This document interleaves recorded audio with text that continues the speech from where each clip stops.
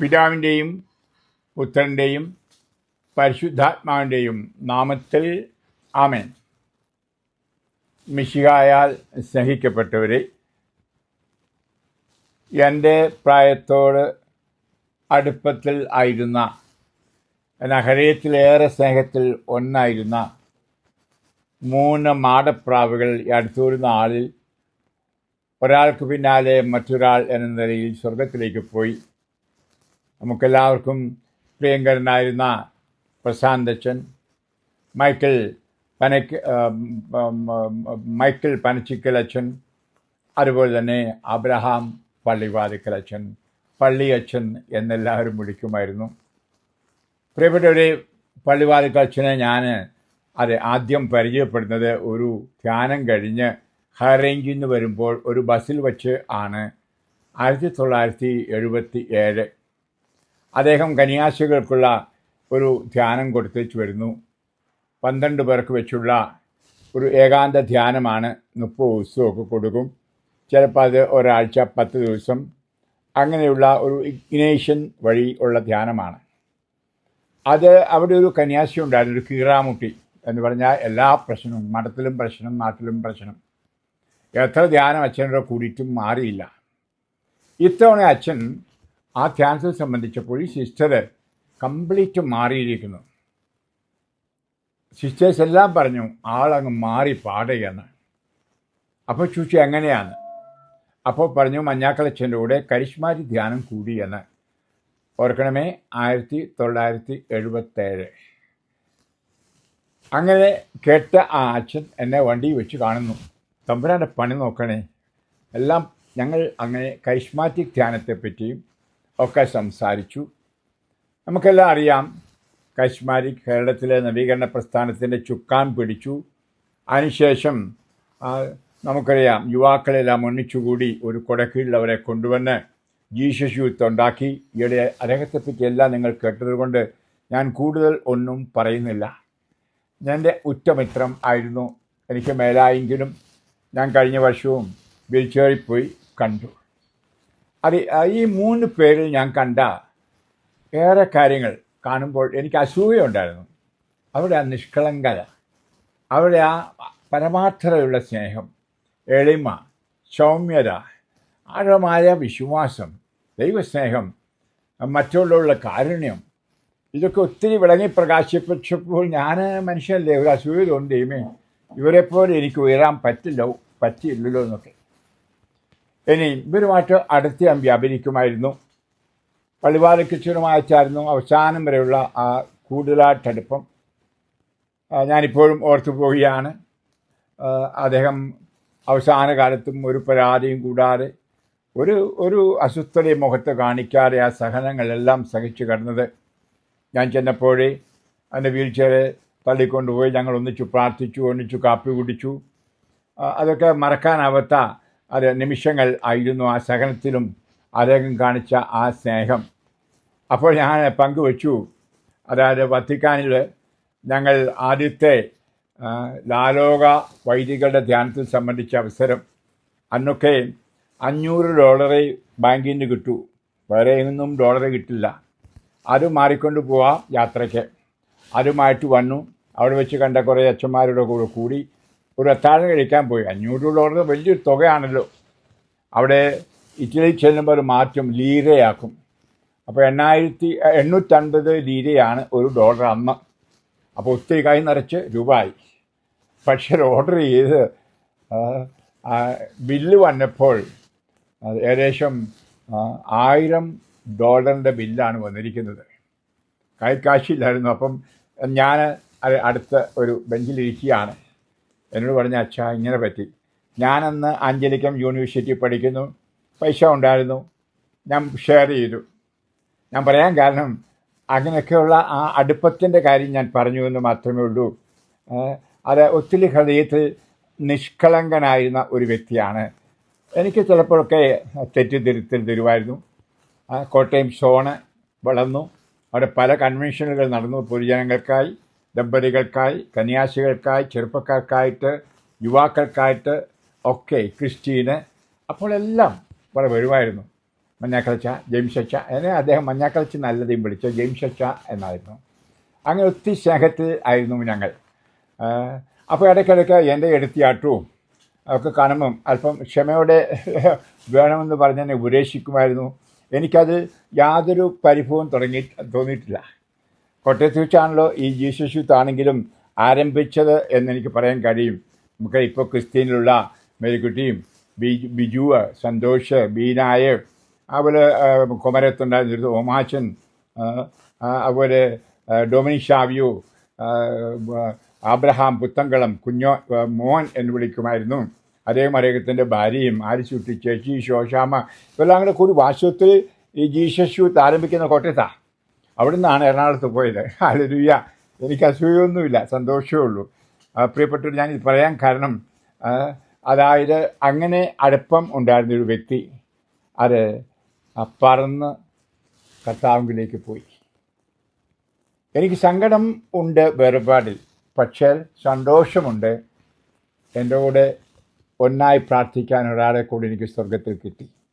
ഈ മൂവരും എന്നോട് പറയുകയുണ്ടായി സ്വപ്നത്തിൽ, ജെയിംസ് അച്ച, അച്ഛൻ്റെ പരേതാത്മാക്കളുടെ ശുശ്രൂഷയിൽ ഞങ്ങളും വരും.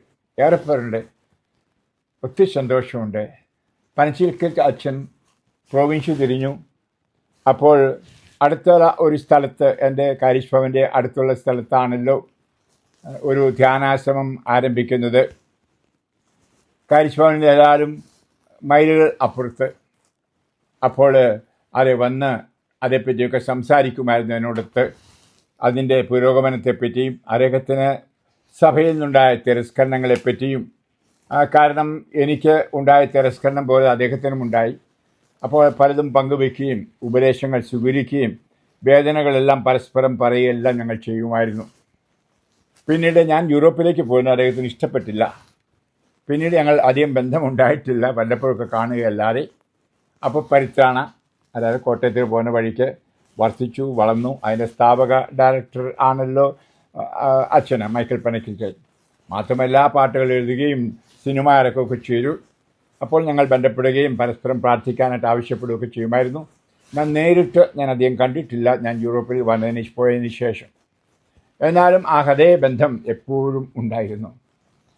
അതായത് ഈ 3 പേരും, പള്ളിവാരക്കച്ഛനും അതുപോലെ പ്രശാന്ത് അച്ഛനും മൈക്കിൾ പനച്ചിൽ അച്ഛനും നിങ്ങൾക്കറിയാവുന്നതുപോലെ സന്യാസ വൈദികരാണ്.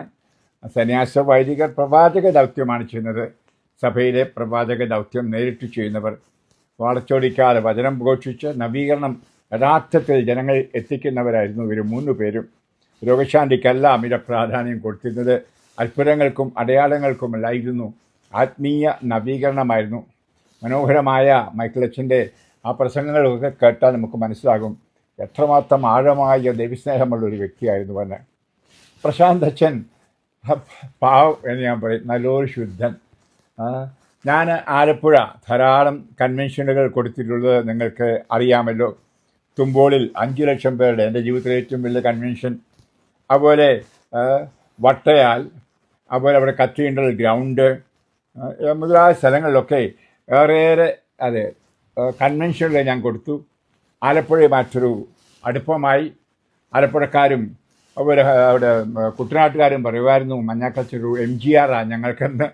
അങ്ങനെ ഇരിക്കുന്ന കാലത്തൊക്കെ ഈ പരിപാടിക്കൊക്കെ വളരെ ശാന്തനായിട്ട് പ്രശാന്തത്വം വരുമായിരുന്നു.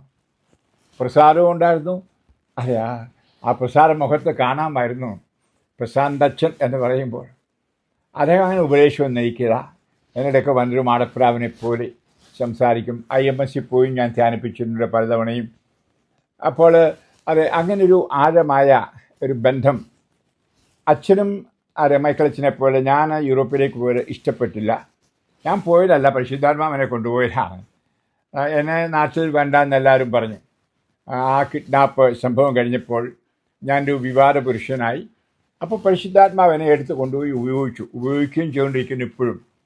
അപ്പോൾ ഇവർക്ക് 2 പേരും പറഞ്ഞ, അച്ഛാ, കേരളത്തിൽ നവീകരണത്തിന് അച്ഛൻ വേണം, അച്ഛനാണ് ആരംഭകൻ എന്ന് കൂടെ പ്രശാന്ത് അച്ഛനും പറയുമായിരുന്നു, മൈക്കിളച്ചനും പറയുമായിരുന്നു. പ്രിയമുള്ളവരെ, ഞാൻ ഈ അനുസ്മരണ വീഡിയോ ഇടുന്നത് ഇവർ 3 പേരും ഒരു മാടപ്രാവുകളായിരുന്നു എന്നെനിക്ക് തോന്നി. എനിക്കത് പറയാനാണ് തോന്നുന്നത്. അവർ ശാന്തമായി പറന്ന് സ്വർഗത്തിലേക്ക് പോയി. അത് അന്ന് ഞാനിവിടെ യൂറോപ്പിലായതുകൊണ്ട് പോകാനോ ശവസംസ്കാരത്തിൽ പങ്കുകൊള്ളാനോ അല്ലെങ്കിലും ഞാൻ ഈ വീൽ ചെയറിലായതുകൊണ്ട് ഇങ്ങനത്തുള്ളതൊന്നും പോകാറില്ല. ശവസംസ്കാരം, കല്യാണം അല്ലെങ്കിൽ പട്ടം കൊടുക്കലൊക്കെ ഒത്തിരി ആൾ കൂടുന്നിടത്ത് ഈ വീൽ ചെയറിലുള്ള ഇരിപ്പും കാലിലും കൈയെല്ലാം നീരും വെച്ച് ചിലപ്പോൾ തലയെക്കൂടെയൊക്കെ ചോര ഒഴുകുകയും ഇതൊക്കെ അത് മറ്റുള്ളവർക്ക് അരോചകമാകുമില്ല. അതുകൊണ്ട് ഞാനങ്ങനെ പോവില്ല.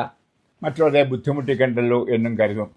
അതുകൊണ്ട് പലതിലും പങ്കുകൊള്ളാനും ഒന്നും സാധിച്ചിട്ടില്ല.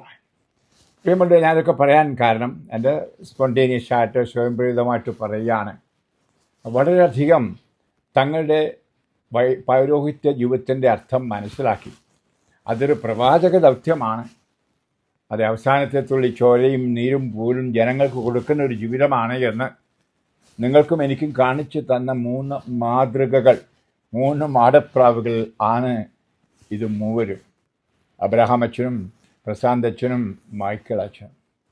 അത് അടുത്തൊരു കാലഘട്ടത്തിൽ അടുത്തടുത്ത് സ്വർഗത്തിലേക്ക് പോയത്. പ്രിയപ്പെട്ടവർ, നമുക്ക് അവരോട് പ്രാർത്ഥിക്കാം. നമ്മളെയും അത് ആത്മാവിൽ നിറച്ച് ആത്മാവിൽ അഭിഷിക്തരാക്കി ഈശോയുടെ സ്വന്തമാക്കി കാത്തോളണമേ എന്ന്. നിശ്ചയമായിട്ടും ഇവർ മൂവരും യേശുവിൻ്റെ സ്വന്തം ആയിരുന്നു എന്ന് ഞാൻ പറയും.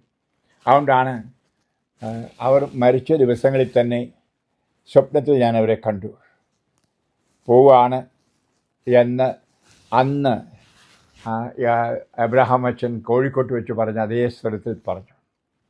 അതുപോലെ തന്നെ മറ്റു രണ്ടും മഞ്ഞാക്കളച്ച എന്ന് മൈക്കിളച്ചൻ പറഞ്ഞു, ഞാൻ പോവുകയാണ്. പ്രശാന്തച്ചൻ പുഞ്ചിരിയോടെ പറഞ്ഞു, ബൈ ബൈ ജെയിംസച്ച, കാണാം എന്ന്.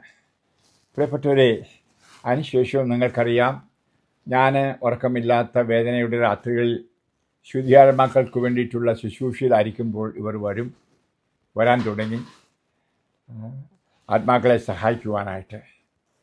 ഇത് കൂടെ പറയുവാനും കൂടിയാണ് ഞാൻ ഈ വീഡിയോ നിങ്ങൾക്ക് സമർപ്പിക്കുന്നത്. ഇവർ 3 പേരെയും ഓർക്കുമ്പോൾ ഒത്തിരി സ്നേഹമാണ് എൻ്റെ ഹൃദയത്തിൽ വരുന്നത്, നന്ദിയാണ് വരുന്നത്, ദൈവത്തിന് സ്തുതിയും സ്തോത്രവും ആണ് വരുന്നത്. പ്രിയപ്പെട്ടവരെ, കാരിഷ് ഭവൻ്റെ വളർച്ചയ്ക്കായിട്ടും ഇവർ 3 പേരും വളരെയധികം ആഗ്രഹിക്കുകയും പ്രാർത്ഥിക്കുകയും ചെയ്തവരാണ്. എൻ്റെ എല്ലാ പ്രവർത്തനങ്ങൾക്കും വന്നു. എൻ്റെ 2 ഗഡുക്കളായിരുന്നു ഏറ്റവും വേദന ഞാൻ അനുഭവിച്ചത്. അതിലൊന്ന് തസ്കരന്മാർ പിടിച്ചുകൊണ്ടുപോയത്, പീഡിപ്പിച്ചത്. തിരിച്ചു വന്നപ്പോൾ എൻ്റെ സ്നേഹിത വൈദികർ പലരും എന്നെ കാണാൻ വന്നില്ലെങ്കിൽ ഇവർ 3 പേരും വന്നിരുന്നു ആശ്വസിപ്പിക്കുവാൻ. 3 പേരും ഏകദേശം ഒരേ വാക്കാണ് പറഞ്ഞത്. ക്രൂശിതരൂപത്തെ നോക്കിക്കൊണ്ടുമാണ് പറഞ്ഞത്. ഈശോ ഇത്രമാത്രം വചനത്തിന് വേണ്ടി ദാഹിച്ച് ആത്മാക്കളെ ജ്വലിപ്പിച്ച് നടത്തി. അതിൻ്റെ അനുഭവം കണ്ടില്ലേ? നമുക്കെല്ലാം അതാണ് അനുഭവം. തിരസ്കൃതരാകും. ജംശിച്ച അതുകൊണ്ട് ഒട്ടും വിഷമിക്കരുത്. തിരസ്കരിച്ചവരോടെല്ലാം ക്ഷമിക്കൂ എന്ന് പറഞ്ഞ പള്ളിവാതിൽ കച്ചനെയും മറക്കാൻ എനിക്ക് പറ്റില്ല. തലയൊക്കെ വെച്ച് ഏറെ പ്രാർത്ഥിച്ചു. കാരണം എനിക്ക് ക്ഷമിക്കാൻ എനിക്ക് ബുദ്ധിമുട്ടായിരുന്നു. ഇപ്രകാരം എന്നെക്കൊണ്ട് പീഡിപ്പിച്ചവരോട് ആരാന്ന് ഇന്നും അറിയത്തില്ല എങ്കിൽ പോലും. പ്രിയപ്പെട്ടവരെ, അതുപോലെ രണ്ടാമത്തെ എൻ്റെ തിരസ്കരണം കാരിഷ് ഭവനിൽ തന്നെ എൻ്റെ അധികാരികൾ കൊണ്ടുപോയതാണ്.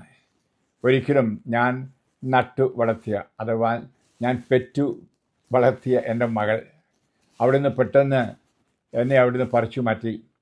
കുറേ നാളിവിടെ നിന്ന് വളർത്തണമെന്ന് ആഗ്രഹമുണ്ടായിരുന്നു. എന്നാൽ അവിടുത്തെ ഹിതം വേറെയായിരുന്നു, യേശുവിൻ്റെ ഹിതം. ആ പറിച്ചു മാറ്റലും എന്നെ ഒത്തിരി വേദനിപ്പിച്ചു. ഈ 3 പേരും എന്നെ സ്വാന്തനിപ്പിച്ചു.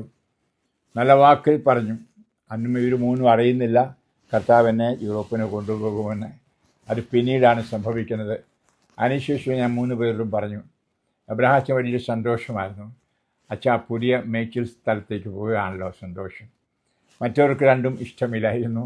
ഞാൻ പറഞ്ഞല്ലോ, അവരുടെ ആഗ്രഹം ഞാൻ കേരളത്തിൽ തന്നെ നിന്നുകൊണ്ട് നവീകരണത്തിൻ്റെ ചുക്കാൻ പിടിച്ച് മുന്നോട്ട് പോകണമെന്നായിരുന്നു. അത് കേരള കശ്മീരി നവീകരണത്തിൻ്റെ ഡയറക്ടറേറ്റിനെ തിരഞ്ഞെടുത്തപ്പോഴാണ് ഞാൻ കാരിഷ് ഭവൻ ആരംഭിച്ചത്. അപ്പോൾ എനിക്ക് അതിൻ്റെ ഭാരവാഹിത്വം എടുക്കാൻ പറ്റില്ല എന്ന് പറഞ്ഞു. അപ്പോൾ റൂപസ്തച്ചൻ പറഞ്ഞു, അങ്ങനെയാണെങ്കിൽ പറ്റില്ല, രണ്ടിടത്തും കൂടെ പോകാൻ പറ്റുകയില്ല. ഒന്നെങ്കിൽ അച്ഛൻ എമാവൂസിൽ എറണാകുളത്ത് താമസിക്കണം, അല്ലെങ്കിൽ കാരിഷ് ഭവനിൽ. അങ്ങനെയാണ് അന്ന് കളത്തിലച്ഛനെ ഡയറക്ടറാക്കിയതും ഈ സംഭവങ്ങളൊക്കെ ഞാൻ നിങ്ങൾക്ക് പലർക്കും അറിയാമായിരിക്കുമെങ്കിലും പറയുകയാണ്. അപ്പോൾ അന്നും പ്രശാന്തച്ചൻ്റെയും മൈക്കിളിൻ്റെയും ആഗ്രഹം ഞാൻ നാട്ടിലുണ്ടായിരിക്കണമെന്നായിരുന്നു. മൈക്കിളച്ചൻ എനിക്കൊരു വലിയൊരു പ്രചോദനം തന്നു വിദേശത്ത് പോകാൻ. അദ്ദേഹം 12 തവണ വന്നിട്ടുണ്ട് വിദേശത്ത് പ്രസംഗിക്കാൻ. അതിനെപ്പറ്റിയൊരു പുസ്തകമുണ്ട്, അത് വായിച്ചായിരുന്നു. ഒന്ന് പുസ്തകത്തിൻ്റെ പേര് ഞാൻ ഓർക്കുന്നില്ല. അന്ന് അച്ഛൻ പറഞ്ഞ് ഞാൻ ഇപ്പോഴും ഓർക്കുന്നു വെച്ചാൽ, വിദേശത്ത് ഏറെ പേർ വചനത്തിൽ ദാഹിക്കുന്നുണ്ട്. അതെ, നമ്മൾ മലയാളികൾ പോകേണ്ട കാലമാണ്. ഇത് വർഷങ്ങൾക്ക് മുമ്പാണ് പറഞ്ഞത്. പിന്നീടാണ് ഞാൻ പോകുന്നു എന്നറിഞ്ഞത്. അപ്പോൾ ഞാൻ പോകുമെന്ന് പറഞ്ഞപ്പം ഞാൻ വിട്ടുമാറുന്നതിനോട് പുള്ളിക്ക് താല്പര്യമില്ലായിരുന്നു. വിദേശത്ത് ഈ വചനപ്രഘോഷം നല്ലതാണെന്ന് അദ്ദേഹത്തിന് അറിയാമായിരുന്നു. അതുകൊണ്ടാണ് അദ്ദേഹം പറഞ്ഞത്, അദ്ദേഹം വന്നപ്പോഴെല്ലാം നല്ല വിളവ് കൊയ്യാൻ സാധിച്ചു എന്നുള്ളത്. ഇതൊക്കെ ഓർമ്മയിൽ വന്നത് ഞാനങ്ങ് പറയുകയാണ്. ഇവർ 3 പേരെയും ഓർത്ത് ഞാൻ തമ്പുരാൻ നന്ദി പറയുന്നു, സ്തോത്രം അർപ്പിക്കുന്നു. ഞാൻ ഓരോരുത്തർക്കും വേണ്ടി ഓരോ ഗ്രിഗോറിയൻ കുർബാന ചൊല്ലുകയാണ്. ആദ്യമായിട്ടിപ്പോൾ ഒരാളുടെ കഴിഞ്ഞു, പ്രശാന്തച്ചൻ്റേത്. മൈക്കിളച്ചൻ്റെ കുർബാന ഇപ്പോൾ ചൊല്ലിക്കൊണ്ടിരിക്കുന്നു. അടുത്തത് എൻ്റെ അബ്രഹാം അച്ഛൻ്റേതാണ്, പള്ളിയിലച്ഛന്. നിങ്ങൾ ഓരോരുത്തരെയും കർത്താവ് ആശീർവദിക്കട്ടെ, അനുഗ്രഹിക്കട്ടെ. യഥാർത്ഥ നവീകരണത്തിൻ്റെ ആഴം മനസ്സിലാക്കി പരിശുദ്ധാത്മാവിൽ നമുക്ക് നവീകരിക്കപ്പെട്ടവരായി, ഈശോയുടെ സ്വന്തമായി ആത്മാവിൽ കത്തിജ്വലിക്കുന്നവരായി മുന്നോട്ട് പോകാം. അവർ തന്ന മാതൃകയും ഉപദേശങ്ങളും വല്ലപ്പോഴൊക്കെ ഒന്ന് അയവിറക്കാം. പക്ഷേ അവരുടെ വീഡിയോകൾ കേട്ടെന്ന് വരാം. ഇല്ലെങ്കിലും അന്ന് ധ്യാനങ്ങളൊക്കെ കേട്ട വചനങ്ങൾ ഹൃദയത്തിൽ കാണും. അത് മാതാവിനെ പോലെ സംഗ്രഹിച്ചിട്ടുണ്ടായിരിക്കും. അയവിറക്കി അതൊക്കെ ആസ്വദിച്ച് അതൊക്കെ സ്വന്തമാക്കി നമുക്ക് വിശുദ്ധരാകാം. യേശുവിൻ്റെ ഇഷ്ടമതാണ്. 1 തെസ്സലോനിയൻസ് അധ്യായം 4:3 പറയുന്ന പോലെ നമ്മുടെ വിശുദ്ധീകരണമാണ് അവിടുന്ന് അഭിലഷിക്കുന്നത്. നമുക്ക് വിശുദ്ധരായി ജീവിക്കാം. വിശുദ്ധരെയാണ് സ്വർഗത്തിന് വേണ്ടത്. വിശുദ്ധരെ സ്വർഗത്തിൽ പോകും. നിങ്ങൾ ഓരോരുത്തരെയും ഈശോയുടെ ഹൃദയത്തിൽ ഈ ജൂൺ മാസത്തിൽ അർപ്പിച്ചുകൊണ്ട് ഞാൻ ആശീർവദിക്കുന്നു, അനുഗ്രഹിക്കുന്നു. പിതാവിൻ്റെയും പുത്രൻ്റെയും പരിശുദ്ധാത്മാവിൻ്റെയും നാമത്തിൽ amen. Praise the lord. Hallelujah.